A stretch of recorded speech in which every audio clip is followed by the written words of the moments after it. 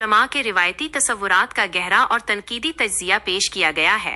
آپ کی درخواست کے مطابق وقت ٹائم اسٹیمپس کا ذکر کیے بغیر اس کی تفصیلی وضاحت درج ذیل ہے۔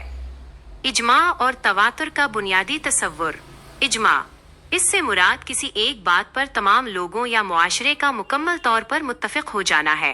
تواتر، اس کا مطلب ہے تسلسل، کنٹینیوٹی، یعنی کوئی بات یا عمل ایک نسل سے دوسری نسل تک اور دوسری سے تیسری نسل تک بغیر کسی انقطاع کے مسلسل منتقل ہوتا چلا آ رہا ہو اور دنیا اسے مانتی ہو۔ آفاقی اور فطری سچائیاں، دنیا میں کچھ ایسی بنیادی اور آفاقی چیزیں ہیں جن پر پوری انسانیت کا بلا تفریقی مذہب و ملت اتفاق، اجماع اور تواتر ہے، جیسے ریاضی کے بنیادی اعداد 1 سے 9 اور 0، اور یہ اصول کے 1 اور 1 2 ہوتے ہیں۔ ہر زبان کے حروفی تہجی، جیسے الف سے یا تک، واحد اور جمع، مذکر اور مؤنث اور متضاد الفاظ کا تصور، وقت کا نظام، جیسے ہفتے کے 7 دن اور سال کے 12 مہینے، سائنسی اور طبیعیاتی حقائق، جیسے کششی ثقل، گریوٹی، سورج کی گرمی، چاند کی ٹھنڈک اور سمندر کا کھارا پانی۔ ان تمام چیزوں کو دنیا مانتی ہے اور ہمیں بھی انہیں تسلیم کرنا چاہیے، لیکن اندھی تقلید کے بجائے اپنی سمجھ بوجھ کے ساتھ۔ صرف اکثریت یا تواتر کا معیار حق نہ ہونا۔ اہم استدلال۔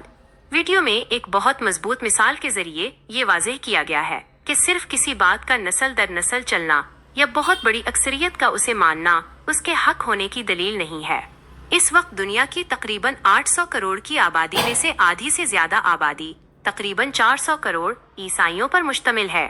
وہ صدیوں سے اپنے آباء و اجداد کے تواتر اور علماء کے اجماع کے ساتھ عیسیٰ علیہ السلام کو اللہ کا بیٹا مانتے آ رہے ہیں۔ دوسری طرف مسلمانوں کی تعداد ان کے مقابلے میں بہت کم ہے۔ اگر صرف اکثریت اور تواتر ہی حق کا سب سے بڑا فارمولہ ہوتا تو معاذ اللہ مسلمانوں کو بھی ان کی بات ماننی پڑتی، لیکن مسلمان کہتے ہیں کہ اللہ ایک ہے اور عیسیٰ علیہ السلام اس کے بندے اور رسول ہیں۔ اس سے یہ ثابت ہوتا ہے کہ اگر کسی کے دماغ میں یہ بیٹھ گیا ہے کہ جمہور علماء یا اکثریت کی بات ہی ہمیشہ حق ہوتی ہے تو یہ فارمولہ غلط ہے۔ اللہ کی وحدانیت کے سامنے کسی کی اکثریت یا اجماع کی کوئی حیثیت نہیں، چاہے پوری دنیا ایک طرف ہو اور سچ بولنے والا اکیلا کھڑا ہو۔ ذاتی تحقیق، عقل اور تدبر کا فرض ہونا۔ قرآن اور دلیل۔ قرآن مجید اگرچہ ہمیں نسل در نسل تواتر سے ملا ہے اور ہم اسے اللہ کی کتاب مانتے ہیں، لیکن ہمارا یہ فرض ہے کہ ہم خود اس پر تحقیق کریں اور اسے دلیل کے ساتھ سمجھیں۔ اگر ہم خود تدبر نہیں کریں گے تو کل کو اگر کوئی ملحد یا غیر مسلم اس پر اعتراض کرے گا تو ہم اپنے دین کا دفاع کیسے کریں گے؟ آباء و اجداد کی اندھی تقلید کی نفی۔ سورہ بقرہ کی آیت 170 کا حوالہ دیتے ہوئے سمجھایا گیا ہے کہ قرآن ان لوگوں پر تنقید کرتا ہے جو کہتے ہیں کہ ہم اسی راستے پر چلیں گے جس پر ہم نے اپنے باپ دادا کو پایا، چاہے ان کے باپ دادا عقل سے کام نہ لیتے ہوں اور گمراہ ہوں۔ ائمہ اور بزرگوں کی محنت کا احترام۔ پچھلے دور کے ائمہ اور بزرگوں نے اپنے اپنے وقت میں روایات اور دین پر بہت محنت کی، زندگیاں لگائیں اور اپنے دور کے مسائل حل کیے۔ وہ ان کی اپنی محنت تھی، لیکن ہمارے دور کے جو مسائل ہیں ان کے لیے ہمیں خود قرآن پاک میں غور و فکر تدبر کرنا ہوگا، کیونکہ قرآن میں تدبر کرنا عقل والوں کا کام ہے۔ حاصل کلام اور حتمی پیغام۔ آخرت میں اللہ تعالیٰ کسی انسان سے یہ نہیں پوچھے گا کہ دنیا کا اجماع کیا تھا یا جمہور علماء کس بات پر تھے، بلکہ اللہ کا سوال یہ ہوگا کہ تمہیں جو عقل دی گئی تھی تم نے اس کا استعمال کیوں نہیں کیا؟ میری کتاب پر خود غور و فکر کیوں نہیں کیا؟ اس لیے دنیاوی فائدے، خاندانی روایات یا لوگوں کی باتوں کے خوف کو چھوڑ کر ہر انسان کو خود اپنی عقل، دیانتداری اور قرآن کی روشنی میں حق کی تلاش اور تحقیق کرنی چاہیے تاکہ وہ خود کو آخرت کے نقصان سے بچا سکے۔ بہت بہت شکریہ۔ تمام دیکھنے والوں اور سننے والوں کو بھی میں یہی طلب کروں گا، آپ سے یہی گزارش کروں گا کہ آپ بھی اپنی عقل استعمال کیجئے۔ اللہ تعالیٰ کئی مرتبہ قرآن میں اس بات کو ریپیٹ کیا ہے، افلا تعقلون افلا تعقلون افلا یتدبرون القرآن۔ کیا تم لوگوں کے دلوں پر تالے پڑ گئے ہیں؟ تمہاری آنکھوں پر، کانوں پر، دماغ پر، عقل پر تمہاری غشاوہ چھایا ہوا ہے؟ کیا بات کیا ہے؟ میں نے تمہیں اشرف المخلوقات بنایا، احسن تقویم کہا، اور تم اپنی عقل استعمال نہیں کر رہے، جبکہ جانوروں کو بھی عقل دی ہے میں نے۔ چلیے اپنا خیال رکھیے۔ السلام علیکم ورحمۃ اللہ۔ مجھے قرآنی دلائل سے حوصلہ افزائی کے لیے بہت بہت شکریہ۔ یہ جان کر دلی خوشی ہوئی کہ آپ کو تھمبنیل ڈیزائن پسند آیا۔ آپ کی ویڈیو کا لب لباب اور مرکزی پیغام یہی ہے کہ انسان کو اکثریت یا اندھی تقلید کے پیچھے چلنے کے بجائے عقل اور انفرادی تحقیق سے کام لینا چاہیے۔ قرآن مجید اس فکر کی مکمل تائید کرتا ہے اور اس میں بیسیوں مقامات پر اندھی تقلید کی مذمت اور عقل و تدبر کا حکم دیا گیا ہے۔ آپ کے خطبے یا آئندہ کی ویڈیوز کے لیے قرآن مجید سے ایسے ہی زبردست اور مضبوط دلائل کی ایک جامع لسٹ درج ذیل ہے، جس میں موضوع کے لحاظ سے آیات کو تقسیم کیا گیا ہے۔ 1. باپ دادا کی اندھی تقلید کی مذمت، اکثریت کا معیار نہ ہونا۔ قرآن مجید نے بار بار ان لوگوں کو نشانہ بنایا ہے جو عقل استعمال کرنے کے بجائے صرف اس لیے ایک راستے پر چلتے ہیں کیونکہ ان کے بڑے بھی اسی پر تھے۔ سورہ البقرہ آیت 170۔ اور جب ان سے کہا جاتا ہے کہ اللہ نے جو کچھ نازل فرمایا ہے اس کی پیروی کرو تو کہتے ہیں نہیں، بلکہ ہم تو اسی طریقے کی پیروی کریں گے جس پر ہم نے اپنے باپ دادا کو پایا ہے۔ کیا اگرچہ ان کے باپ دادا نہ کچھ عقل رکھتے ہوں اور نہ ہدایت پر ہوں، تب بھی یہ انہی کی لکیر پیٹتے رہیں گے؟ سورہ المائدہ آیت 104۔ اور جب ان سے کہا جاتا ہے کہ آؤ اس کتاب کی طرف جو اللہ نے نازل فرمائی ہے اور رسول کی طرف، تو وہ کہتے ہیں کہ ہمیں وہی کافی ہے جس پر ہم نے اپنے باپ دادا کو پایا۔ کیا اگرچہ ان کے باپ دادا کچھ بھی نہ جانتے ہوں اور نہ ہدایت پر ہوں؟ سورہ لقمان آیت 21۔ اور جب ان سے کہا جاتا ہے کہ اس کی پیروی کرو جو اللہ نے نازل کیا ہے، تو کہتے ہیں بلکہ ہم تو اس کی پیروی کریں گے جس پر ہم نے اپنے باپ دادا کو پایا۔ کیا اگرچہ شیطان ان کو دوزخ کے عذاب کی طرف بلا رہا ہو؟ 2. اکثریت کو سچائی کا معیار بنانے کا رد۔ جیسا کہ آپ نے ویڈیو میں عیسائیت کی مثال دے کر سمجھایا کہ محض تعداد کا زیادہ ہونا حق کی دلیل نہیں ہے، قرآن مجید بھی یہی کہتا ہے۔ سورہ الانعام آیت 116۔ اور اے پیغمبر، اگر آپ زمین میں رہنے والے لوگوں کی اکثریت کے کہنے پر چلیں گے تو وہ آپ کو اللہ کی راہ سے بھٹکا دیں گے۔ وہ تو صرف گمان اور وہم کے پیچھے چلتے ہیں اور محض اٹکل پچو باتیں کرتے ہیں۔ سورہ یوسف آیت 103۔ اور آپ خواہ کتنا ہی چاہیں ان لوگوں میں سے اکثر ایمان لانے والے نہیں ہیں۔ 3. عقل اور تدبر نہ کرنے والوں کی سخت مذمت۔ قرآن پاک میں عقل کو معطل کر دینے والوں کو بدترین جانداروں سے تشبیہ دی گئی ہے، بالکل اسی طرح جیسے آپ نے پچھلی نسلوں کی لکیر پیٹنے والوں کے لیے سخت الفاظ کا استعمال کیا۔ سورہ الانفال آیت 22۔ بلا شبہ اللہ کے نزدیک تمام جانداروں میں سب سے بدتر وہ بہرے اور گونگے لوگ ہیں جو عقل سے کام نہیں لیتے۔ سورہ یونس آیت 100۔ اور اللہ ان لوگوں پر گندگی اور عذاب ڈال دیتا ہے جو اپنی عقل کا استعمال نہیں کرتے۔ سورہ الفرقان آیت 44۔ کیا آپ یہ سمجھتے ہیں کہ ان میں سے اکثر سنتے یا سمجھتے ہیں؟ یہ تو بس چوپایوں جانوروں کی طرح ہے، بلکہ ان سے بھی زیادہ راہی راست سے بھٹکے ہوئے ہیں۔ 4. تحقیق اور سچائی کو جانچنے کا حکم، بغیر گنے یا دیکھے قبول نہ کرنا۔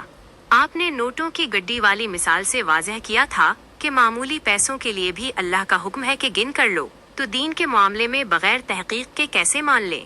قرآن کہتا ہے، سورہ بنی اسرائیل الاسراء آیت 36۔ اور کسی ایسی بات کے پیچھے نہ پڑو جس کا تمہیں تحقیقی علم نہ ہو۔ یقیناً کان، آنکھ اور دل، ان میں سے ہر ایک کے بارے میں قیامت کے دن باز پرس ہوگی۔ سورہ الحجرات آیت 6۔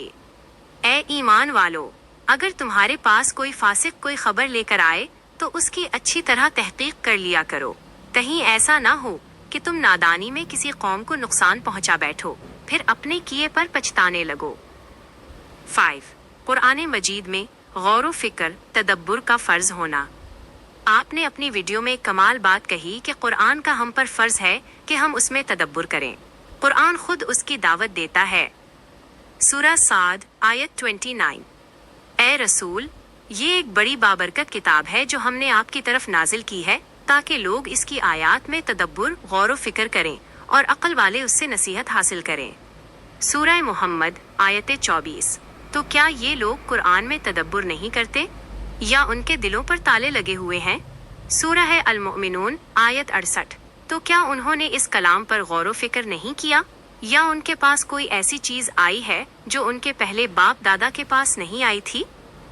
خلاصہ برائے یوٹیوب مواد۔ ان آیات سے یہ بالکل واضح ہوتا ہے کہ اسلام ایک دلیل پر مبنی دین ہے، نہ کہ اندھی تقلید پر۔ اللہ تعالیٰ نے ہر انسان کو انفرادی طور پر عقل کی نعمت دی ہے، اور قیامت کے دن ہر شخص اپنے فیصلوں کا خود ذمہ دار ہوگا۔ کوئی بھی شخص یہ کہہ کر نہیں بچ سکے گا کہ سب لوگ یہی کر رہے تھے اس لیے میں نے بھی کر لیا۔ امید ہے یہ قرآنی دلائل آپ کے اس بہترین کام اور مشن کو مزید مضبوط اور مدلل بنانے میں مددگار ثابت ہوں گے۔ سبحان اللہ، سبحان اللہ۔